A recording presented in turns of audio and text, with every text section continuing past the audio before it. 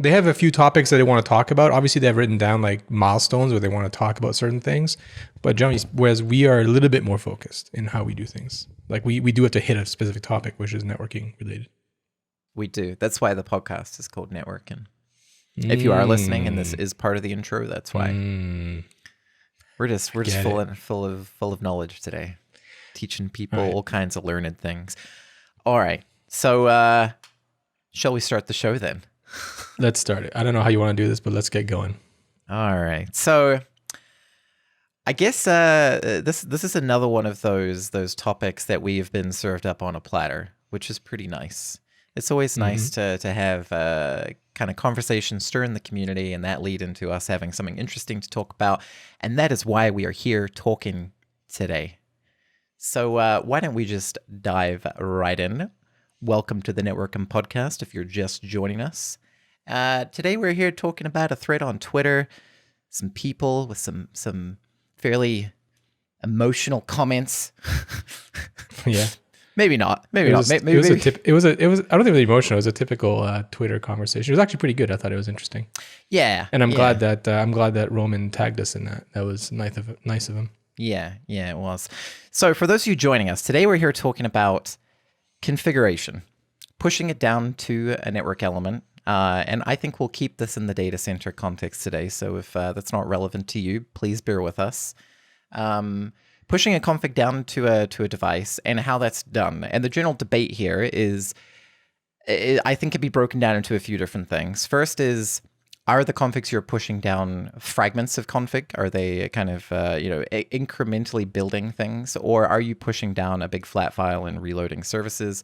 And I think there's various extensions to that where maybe you're actually rebooting the device to get it to come up in a sane state. And are you relying on the device to do dependency checking? Are you doing those off box?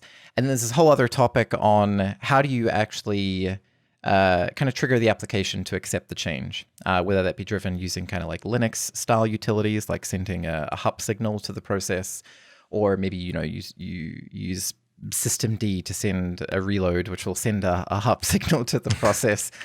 I think so there's that versus trying to push things down using an API. And those two topics I think we should try and keep distinct, as in the transport, how am I getting the config that I'm trying to send to the device, and the actual config itself, whether it be a fragment, a piece of a config, or an entire config. So that's kind of the context for today. If you have a data center out there, how should you be configuring your devices? Should you be making incremental changes? When is it right to do that? When is it wrong? And of course, I think we need to caveat this with you and I are, I don't want to say we're not experts. I feel pretty expert, but but certainly this is an opinionated piece, right? There is no, at least I don't think there is no strong, there's one way to do this, and if you're not doing it that one way, then you're in the wrong. So these are our opinions. Let's be clear on that. Yeah. I was just going to interrupt you there and say that, and this goes to pretty much all of our episodes we've had so far. And actually, so we've had a bunch of people comment to us, DM us, message us on different platforms, which has been super awesome. So we really appreciate the feedback.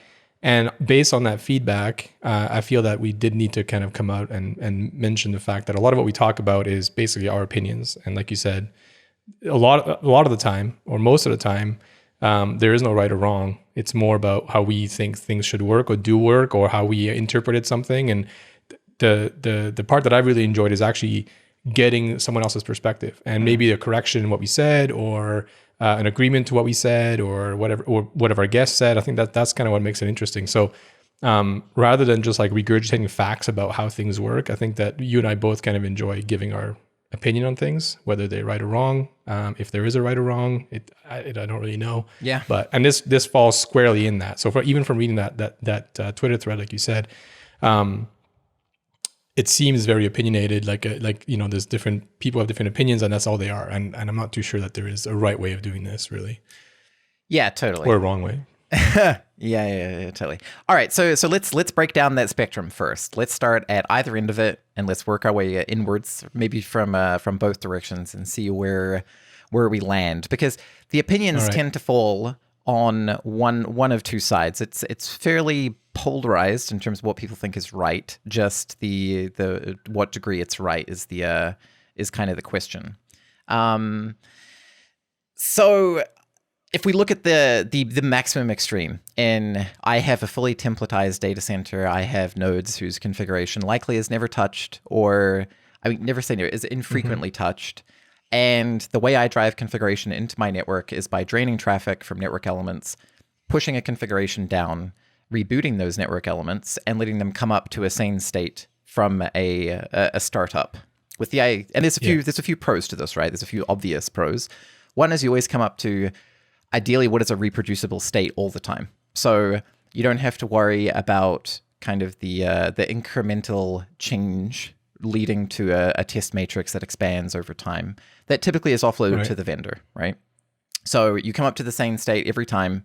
The downside to this is, of course, that's pretty extreme just to change the config on a device. Well, let's take a quick step back with that approach. First of all, it assumes two very big things. The first thing is that you're not making that many changes to your network over time. It's a fairly static config, so you're not creating EVPN services on demand based on your internal customers' requirements and so on and so forth. So like who this applies to, it seems to fall into the larger players who aren't making a lot of changes. And the second thing is, like you said, if you're draining traffic to do this, which is totally fine, you have to be able to support that. And from an application perspective, so all your services, all your servers, and all the applications below that have to be able to handle, and your network design and architecture has to be able to handle losing a device for this purpose, which you should be able to do. But, for the same reason that we've had requests, in our corporate life, professional life, to incorporate things like ISSU into top of rack switches in order to allow for the applications to not really feel the impact of rebooting a switch, you have to have that architecture in place in order to be able to drain the traffic and take a very, very small hit in your data path. And there's more things than just like, I think it only applies to very specific architectures, which are simplified in not very many changes, if at all. And when you do make a change and you do want to drain traffic and reboot a box, that your architecture from a network perspective and application perspective below it can support that. Yeah, so you end up in kind of this it's cookie cutter territory, really, right? It's we all know who fits into this bucket. It's kind of the hyperscalers of the world, where the IP fabric really is fairly static, and it is just an IP fabric with a fairly stagnant configuration.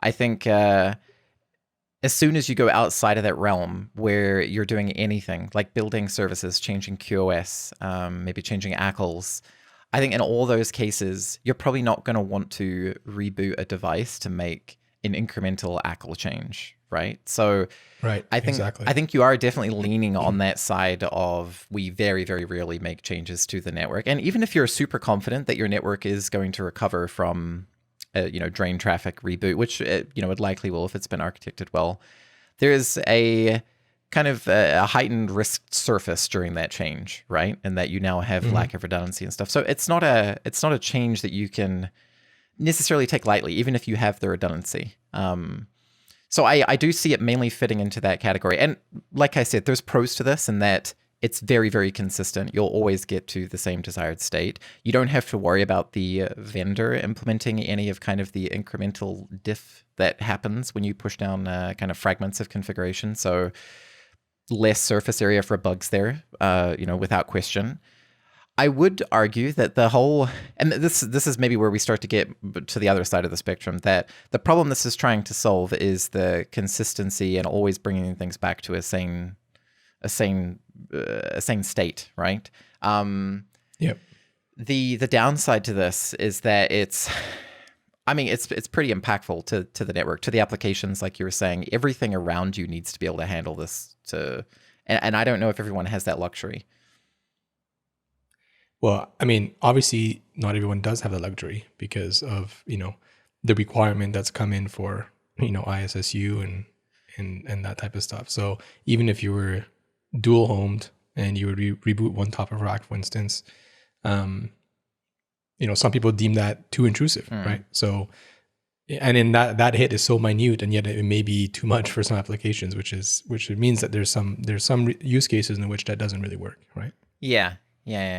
No, for sure. I think if you there's a lot of cases that this isn't going to work for sure. I think there's by volume a large number of cases where it will work, and those people are quite vocal and opinionated. So we're going to see them, right? But I think for most operators, this is going to be too extreme. It's going to be too extreme. I would say so. So then if we go to the opposite side of the spectrum, we'll just talk about that for a bit. And this is what you typically see in WAN networks and backhaul networks, anywhere where the kind of risk aversion of the operator is kind of a paramount key. You'll see a lot more incremental configuration because they don't want to drain boxes. You know, we have things like high availability and nonstop routing and nonstop forwarding and stuff like that, which are kind of counter to this whole methodology. And the data center, I guess, hasn't been too exposed. There's only a few vendors that do like transactional configuration and stuff in the data center, for example. A lot of them do go this simple approach. That being said, those vendors that have gone and let's say built a management layer that handles a lot of the dependencies for you, they are providing a lot of value, I think, because the aspect of this that we haven't actually discussed yet is there's a bunch of applications on the system, and this was another person's viewpoint, in that you should be driving each one of those applications with its own separate flat file and reloading each service individually. And I think that's, we're getting... This is on the extreme side, right? It's not that this doesn't work. Yeah. It's that you need to have a very, very, very stable network with it being designed for this kind of methodology in order for it to work. Yeah, agreed. Right. So I mean that's I think the high level summary. There's a few other things, a few other angles that I think are worth talking about. So there was a few people that were active on this thread. There's a lot of hate thrown at vendors around not doing a good job on this, and that being a lot of the motivation for wanting to do the kind of the restart approach. I don't necessarily know if that's warranted. I don't know. What do you think? Any more? Maybe you should add any more to that. Like, I mean, the thing is, I'm sure. I mean, some people have had a bad experience with vendors not, being able to apply configs properly or not coming back up in the correct state, and therefore the whole reboot was needed, right? That being said, I would argue that there are a lot of networks out there in the world running these network operating systems from the various vendors where a reboot is not necessary and the configs are applied correctly. And maybe more so like, those northbound interfaces and those incremental changes and the software that handles it is maybe better now. I mean, yeah, it seems maybe, it does seem to be. Maybe I'm exposed to it. It seems one of those areas that is solved, right? I mean, I certainly don't like it. My perception, at least, is that it's not an area that is actually that buggy. Right, exactly. That was my personal take on it, and I can see how maybe bad experience has led to these types of thoughts, and maybe that's I'm never trusting a vendor again. This is I've had this awful experience in the past, and therefore all network operating systems and vendors behave terribly in this manner. Therefore, I reboot everything. Sure, but I also know that they like. I would opt to say the majority of networks out there aren't rebooting switches for or even routers for config changes, and there's not that many issues with it. You know what I mean? Like, I feel like tax would be blowing up all over the world if every time you made an incremental change, you were out of state, right, out of sync in your expected state. So, yeah, I don't know. I like I said, I'm sure it came from some real past experience. I'm of the opinion that probably not that big of a deal nowadays. Yeah, I am too. I am too. I think there were comments thrown around in this thread around how the kind of vendor industry is late to the game with data modeling and how it's immature and server-side implementations aren't ready yet. And I think if you wind back the clock, that's definitely true. It's either we're right on the cusp of it or we're already past the point where it's no longer true. Most vendors have fairly, at least clean implementations of something data model-esque, whether it be bolted onto CLI or not, right? I think to go back to the conversation we were having with Rob Shakir, how it's normalized underneath the hood shouldn't really matter to you. As a as a consumer of the NOS, you should just care that it's providing you a clean API and that someone is accountable for supporting that API. Yeah, and you have to trust the implementation. I guess that's the crux of the discussion, was that some people in the thread just didn't trust that a vendor could implement this and they haven't apparently. Yeah, like I said, I don't know. Yeah, I mean, and it's not easy, right? Like, I think this is actually pretty challenging. Like, there's hardware resources that need to be managed. You need to be able to figure out if you can push something down to hardware, if you can't. The reality is that a lot of these things that you're trying to avoid through the kind of configuration sanity can also occur through just general operational sanity, right? Like, you can blow out a TCAM through a peer sending you a bunch of nonsense. I don't think it necessarily solves all the problems. I think look, like I said at the start, I think there's a lot of pros here in the sense that sanity, that guarantee that things will always come up, no one can give you that when you're doing incremental changes. No one can give you that absolute certainty. So there's some degree of you're getting something there. Like we said, I think most vendors that are trying to solve this problem have solved it, and not necessarily recently. Like, this seems like it's been a solved problem for a little while. Whether there's model-driven maturity on top of these interfaces is another question. I mean, if you just take the whole concept of full config versus like a config replace versus just sending in a single interface to update. Yeah, I don't see the same. I don't have the same negative feelings that a lot of people in that thread had. I know. Yeah, I mean, and then what's going to be thrown our way to that is, well, you work for a vendor, so obviously you don't have those feelings. Which fair. Yeah. I mean, we're gonna get those comments because we do work for vendors. But I mean, I try to stay away from a vendor bias in this, and that I truthfully don't believe that those issues are as widespread as potentially suggested in that Twitter thread. Yeah. So, are we ready to recap? Have you got any more thoughts? Anything? Are we going to keep this one short? We're going to keep this one short. I'm currently, if people who are listening, if you're watching the YouTube video, you may notice how bright my face is because I finally got a proper key light as per Bruce's nagging. So you could see my face nicely, but it's extremely bright. Next up, Hollywood, I must say. man. I should be putting sunglasses on. Well, that's what I'm thinking. Really. I'm actually feel like a real YouTuber. Yeah. Now. I got this key light in front of me. It's like the pros. You need some LEDs in the background. But yeah, no. On topic, yeah, I do. On topic, I got nothing else to add. All right. Short and sweet. Short and sweet. Reboot all your boxes. Reboot all your boxes. Is that the summary? No, I mean, so to recap really quickly, even though I think we maybe beat this to death. Look, there is no right or wrong here. We did. There are cases where the pros of going the reboot approach outweigh the cons of going the reboot approach, and that makes that specific solution suitable in those environments. I don't think it's going to be very common outside of hyperscalers. There's a lot of people that work for hyperscalers, so they're going to be very opinionated. I just don't think the tooling exists to do this outside of in-house built tooling where you're the one accountable for when things go wrong. And again, if we're recapping, it's really only applicable to those networks where you're not making that many changes. Yeah. There's a lot of networks out there who are, especially in the enterprise space and they're smaller web scalers where they are making changes very often. Services are being torn up and down. EVPN, layer 3, layer 2 services.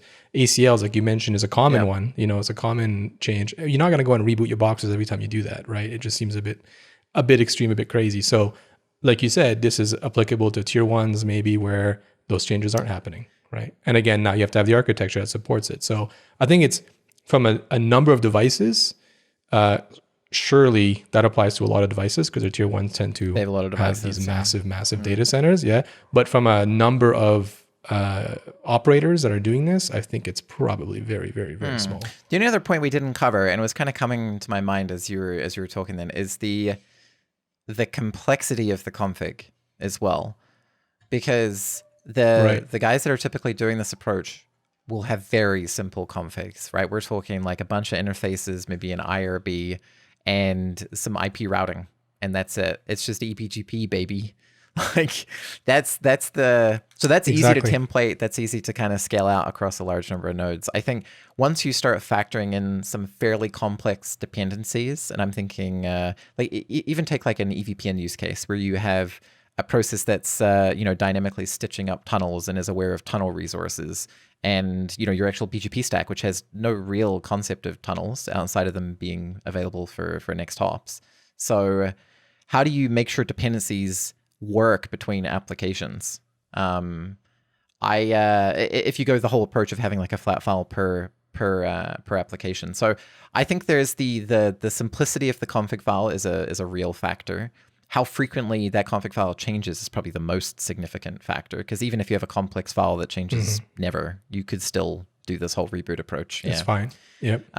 Those are all factors that come in. And so those are always going to weigh towards those very cookie cutter networks. If your network is cookie cutter, maybe this is an approach you can take. If you're being burnt by sending incremental configs down and your network falling over, I mean, I'd like to speak to you. I don't know who you are.